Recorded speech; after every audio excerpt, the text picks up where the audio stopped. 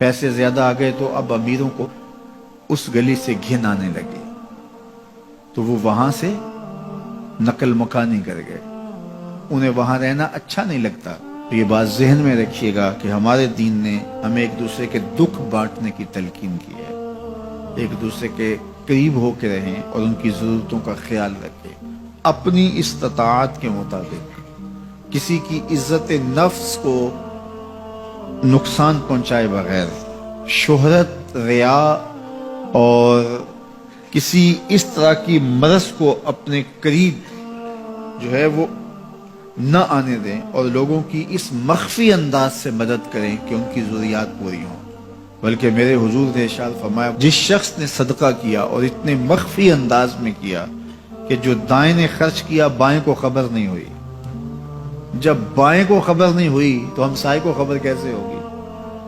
لیکن یہاں تو 7 اخباروں میں خبر چھپتی ہے کہ فلاں صاحب نے فلاں غریب کی بیٹی کی شادی کی ہے. ذرا سوچ اگر یہاں تیری بیٹی کھڑی ہوتی تو تیرا روح سخن کیا ہوتا. لوگوں کی غربت کا مذاق نہ اڑاؤ، لوگوں کے جذبات سے کھیلو نہ.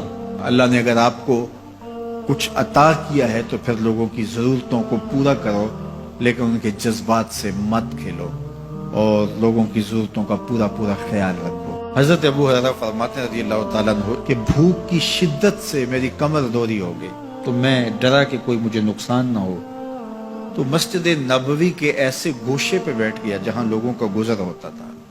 میرا خیال یہ تھا کہ کوئی شخص مجھے دیکھے گا اور دیکھ کر کے پہچان جائے گا کہ مسئلہ کیا ہے، لیکن جو بھی گزرتا سلام کر کے چلا جاتا. شاید اسے جلدی ہوتی یا پھر ہستی پلکوں کے نیچے غم بھی پلتے ہیں، مگر کون دیکھتا ہے اتنی گہرائی میں. میں نے سوچا کہ ایک قدم اور آگے بڑھوں اور آنے والوں سے ہم کلام ہوں. جب میں ان سے بات کروں گا تو میرے لہجے سے وہ میری آواز کی شکستگی سے پہچان جائیں گے کہ میرا مسئلہ کیا ہے. تو کہتے ہیں حضرت عمر رضی اللہ تعالیٰ عنہ آئے. میں ان سے کوئی مسئلہ شرعیہ دریافت کیا، لیکن شاید انہیں بھی جلدی تھی. انہوں نے مسئلہ بتایا اور آگے بڑھ گئے.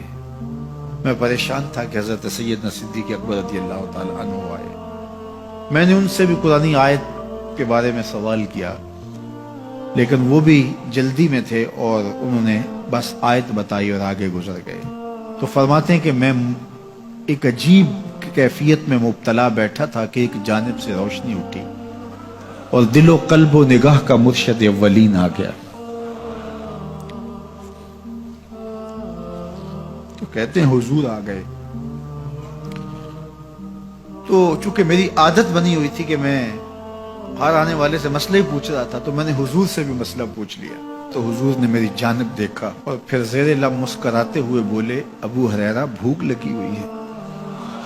میں نے کہا جی حضور مجھے بھوک لگی ہے. کہا میرے پیچھے آ جاؤ. حجرات اقدس کی قربت میں حضور پہنچے تو اہل خانہ کو آواز دی کچھ کھانے کے لیے ہے؟ تو انہوں نے کہا دودھ کا ایک پیالہ ہے. مجھے فرمانے لگے ابو ہریرہ وہ جو صفہ کے چبوترے پہ بیٹھے ہیں جاؤ ان کو بلا لاؤ.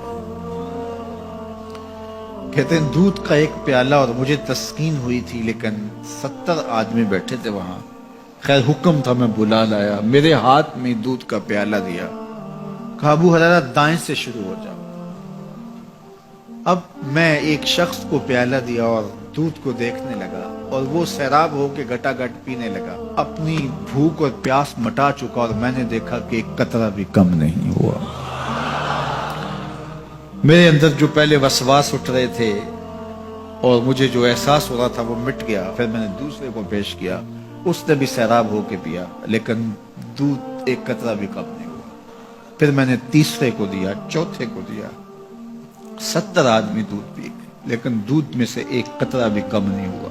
لگتا تھا رب نے اس دودھ کا تعلق حوض کوثر سے جوڑ دیا.